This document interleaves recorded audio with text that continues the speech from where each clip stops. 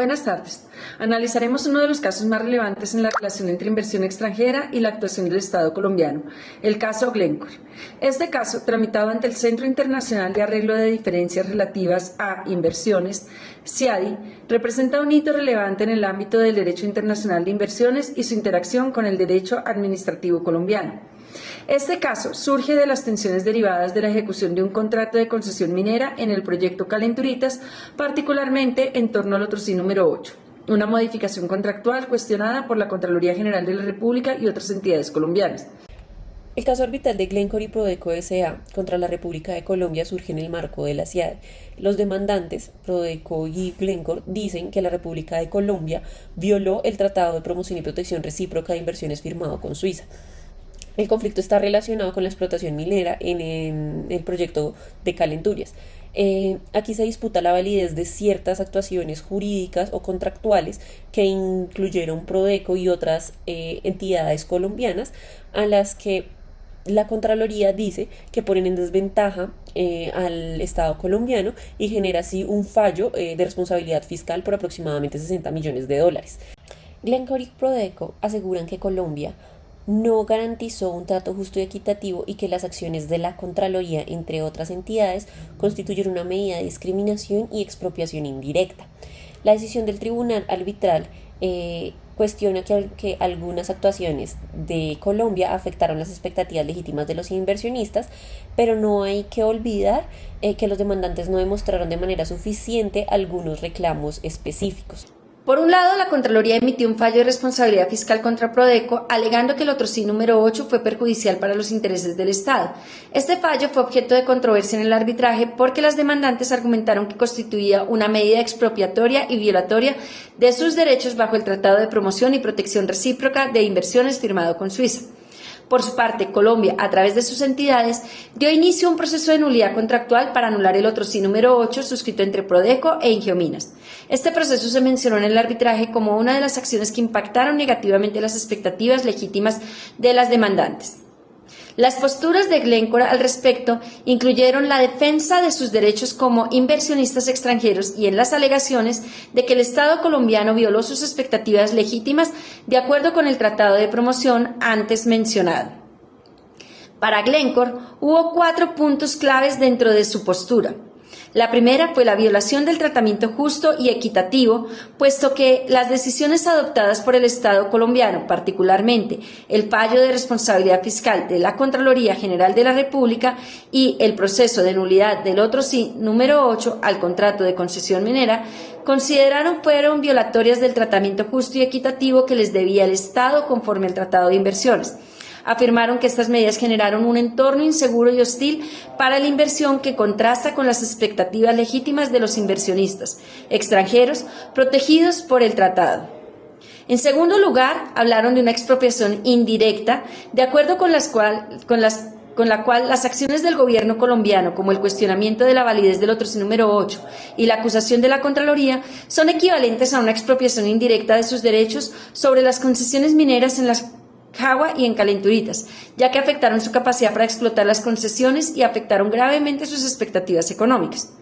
Una tercera postura se refiere a la violación del principio de estabilidad contractual, por lo cual Glencore alegó que la modificación unilateral de las condiciones del contrato por parte de las autoridades colombianas y la posterior invalidez del acuerdo celebrado comprometió la estabilidad jurídica de la relación contractual, un principio fundamental para los inversionistas extranjeros en los tratados de protección de inversiones. Finalmente, como resultado de estas alegadas violaciones, Glencore solicitó una compensación económica por los daños causados, argumentando que las medidas adelantadas por Colombia habían afectado su inversión de manera sustancial, impactando el valor de las concesiones mineras y las expectativas de realidad de las mismas.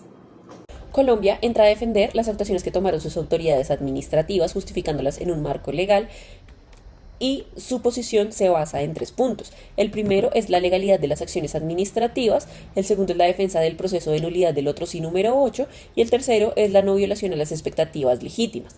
El primer punto dice que Colombia argumentó que las actuaciones de la Contraloría y de la Agencia Nacional de Minería relacionadas con el Otrosí número 8 del proceso de responsabilidad fiscal fueron legales y justas, siempre que éstas lo que buscaban era salvaguardar el interés del Estado colombiano, debido a que con las modificaciones insertadas en el otro sí número 8, lo que se ponía era en desventaja al Estado colombiano. La Contraloría había señalado que las modificaciones realizadas en el contrato de concesión minera eran perjudiciales, por lo que el fallo de responsabilidad fiscal y el proceso de nulidad contractual no constituían medidas arbitrarias, sino que actuaban dentro del marco legal. En el segundo punto de la defensa del proceso de nulidad del otro sí número 8, Colombia sostuvo que el proceso de nulidad a este otro sí no era una violación de las modificaciones contractuales, que en su opinión no cumplían con los estándares legales regulatorios colombianos según la posición del Estado. El proceso de nulidad no equivalía a una expropiación indirecta, como lo querían ver hacer los demandantes, y en lugar de ello se trataba de una acción que garantizaba que los acuerdos cumplieran con la normatividad vigente. Y el tercer punto nos habla de la no violación de las expectativas legítimas. Ya Colombia argumenta que esto no es así, debido a que las medidas adoptadas por Prodeco hubieran afectado las expectativas legítimas de los inversionistas. Argumentaron que las acciones fueron tomadas dentro del marco legal. La decisión del tribunal se basó en varios puntos claves relacionados con las reclamaciones de expropiación directa y violación a las expectativas legítimas de los demandantes. Entonces, en esta la resumiremos en 4 partes. La primera es la jurisdicción y la admisibilidad. El tribunal rechazó algunas excepciones que Colombia afirmó y confirmó su decisión para conocer del caso, declarando la admisibilidad de las reclamaciones de las demandantes bajo el Tratado de Inversión.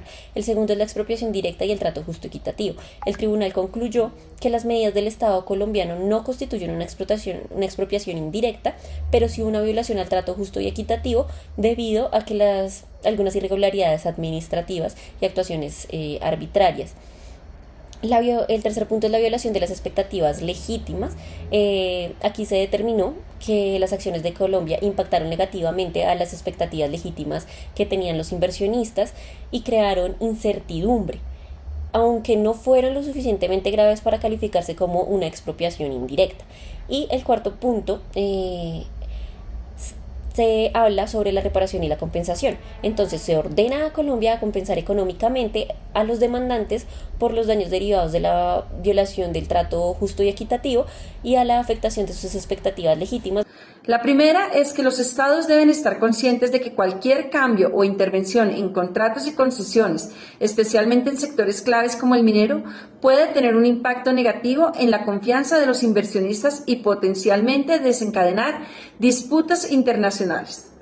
Lo segundo, los países deben equilibrar el derecho a regular en favor del interés público, como la protección de los recursos naturales, con la necesidad de respetar los compromisos internacionales adquiridos. La actuación administrativa debe ser razonable, proporcional y respetuosa con los derechos de los inversionistas. La tercera lección es que la protección del tratado es esencial para mantener la confianza en el sistema de inversiones extranjeras. Los inversionistas deben recibir un trato que no sea arbitrario ni discriminatorio, y cualquier medida que afecte su inversión debe estar justificada y ser proporcionada. Una cuarta lección es que los países deben invertir en capacitar a sus equipos legales para enfrentar casos de arbitraje internacional de manera eficiente, con un enfoque estratégico que contemple la defensa de la soberanía estatal, pero también el respeto a las obligaciones internacionales. La quinta lección sería que los estados deben asegurarse de que sus procesos administrativos sean transparentes y que las decisiones se tomen de manera ética y conforme al derecho. La falta de transparencia puede generar disputas y deteriorar la confianza en el sistema judicial y administrativo del país. Ahora miraremos las implicaciones que tiene el caso Glencore para la administración pública colombiana. En el primer punto hay que mirar la revisión de mecanismos de fiscalización. La administración pública debe garantizar que el control fiscal y administrativo respete la seguridad jurídica y no genere incertidumbre para los inversionistas, ajustando sus procedimientos y así evitar conflictos legales internacionales. El segundo punto es la protección a los inversionistas extranjeros. Se requiere un equilibrio entre la defensa del interés público y la seguridad jurídica para inversionistas, ajustando políticas regulatorias y fiscales para crear un entorno predecible. El impacto en sectores estratégicos. Aquí aquí se deben revisar las normas y procedimientos de sectores claves como la minería, garantizando la claridad y evitando conflictos que escalen a arbitrajes internacionales. El quinto es la revisión de tratados internacionales, esto con el fin de equilibrar la protección de inversionistas con la soberanía nacional y la regulación de los recursos. El otro punto es el riesgo económico y la reputación. Entonces esto sirve para minimizar los litigios internacionales mediante decisiones alineadas con compromisos internacionales para proteger la reputación y evitar costos económicos innecesarios.